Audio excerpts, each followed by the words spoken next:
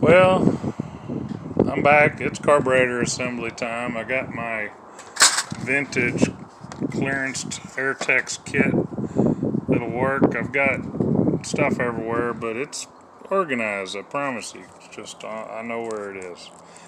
This area is this carburetor. Some of these components are going in this one and not this one. Previously discussed in other videos. I might show some assembly here. It's the only reason I'm doing this. I'm tired of doing carburetor videos. Y'all probably are tired of me not working on posi rear ends and doing burnouts, so I just wanted to get this out of the way before I switch gears to work on something else. So bear with me. At One Man Garage. That's the bowl down there. I got to put jets in it and little doodads. You know, back in the day, here's the gaskets, by the way. Even came with a mountain gasket. They don't always do that. Like right here, this brass steel, that's your seat, and the needle seals in that. Back in the old days, these would be closed, and the fuel had to go around the top, around the needle to go fill the bowl. But at some point, they started making these high flow ones. They had the larger diameter, and I think that was taken over in the aftermarket because it seems now every time you do a kit, you actually get the high flow. I call it a windowed seat because, you know, it's like it's got two windows. But whatever, it's high flow, so that's what you want to use. If you have a choice of this or the one without these openings on the side, obviously go with that because it's a 4-barrel, so at some point, you know, you ought to be flooring it and seeing, you know, what old girl will do, rev her out, you know what I mean? So, anyway, I put 71 jets in down there, so I got to put this check ball dealio in, and there's a little screw holds it down, and the needle and seat stuff in. Well, just the seat for now, and we'll go later. Check back. So, one of the other new things I got separate from the kit was a new brass float. Some of the old timers remember those. That one is a Walker 10035 Walker. Works on these like 77 to 80 type carburetors. So I've just built one in that Pontiac one I put back on the truck recently. I've swapped out the metering rods, these little dudes here. Now the 41J rods are on there instead of the horrible lean 50M rods. And then the 74 jets came out, and I'm going with 71 jets because you want, on a performance built Quadrajet, you're wanting, as your baseline, you should really always be right at where the jet's 30 sizes larger than the metering rod. And that gives you a not overly lean part throttle condition. And then, of course, you want your full throttle richness to match up properly. So, for the most part, you know, some Quadrajets have the larger primaries, so it's considered an 800 CFM versus a 750 CFM, which has a less flow in the primaries. But basically, just for about any application, you should be between like a 71 jet up to a 74 or 5 jet. Like I raced an 800 with a 74 jet, and then I made a lean economy 72 jet version of an 800 on the one I put on the 350 Oldswagon, and it got fantastic mileage, and it's snappy and performing very well too. So I'm going one step leaner on this. I'm going to try one jet and 71 instead of 72.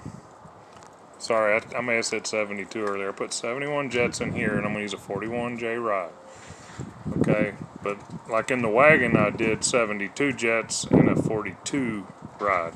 So, but that other carburetor had the choke flap removed, and I'm not removing the choke flap on this one. So we'll see how it behaves. I'm really wanting to, you know, see just how good a mileage that 256 rear axle Le Mans can get, you know, because gas is high, and you know, we all got to save a little money. And then you can see I put the clip down here on the little needle, and then that little spring is the power piston spring that goes under this. That's the power piston.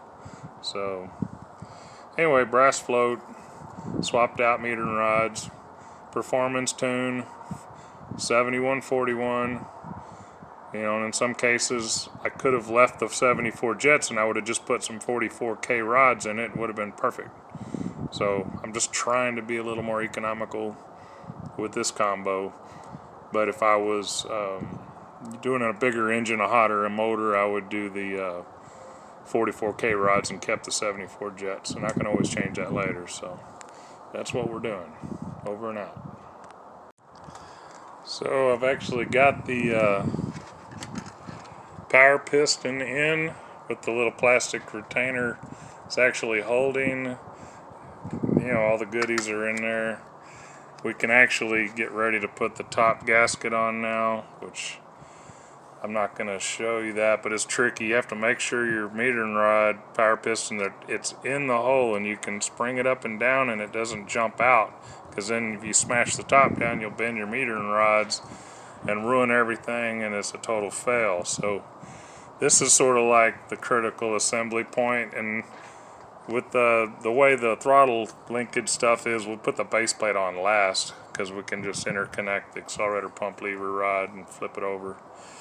But so you got to kind of, basically what you're going to do is once the gasket's in place, I'm going to hold a screwdriver like this over that and try to guide it all together and then slip that out while I push it down and then get a screw in it to hold it on. And then we're home free. So wish me luck. So I got the top buttoned up and I got the vacuum deals on there. Normally I'd call that the choke pull off, but actually since it doesn't operate the choke, this is actually the choke pull off. So it'll, when the motor cranks, it'll tug and keep it from being fully closed on the flap so it doesn't stall out. But so this diaphragm is the important one to me. That's basically just slows down the secondary flap right there. We'll look at that in a minute. But got the new gasket on.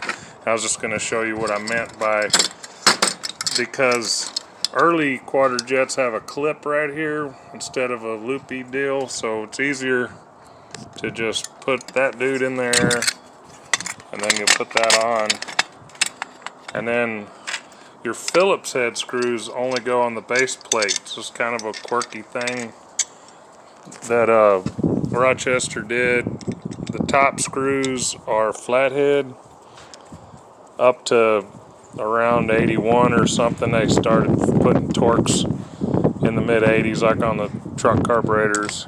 You'll see Torx heads on everything. It's kind of annoying, but they work. But when I see a Torx head carburetor, I'm like, well, that's not vintage to me.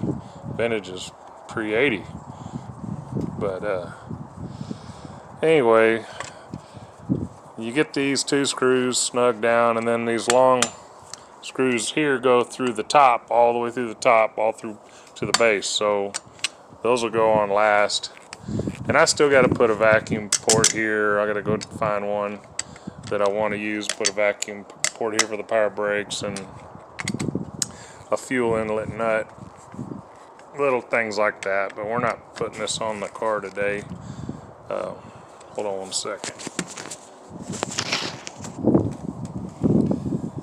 Just want to get a little bit of torque on here, flip her over.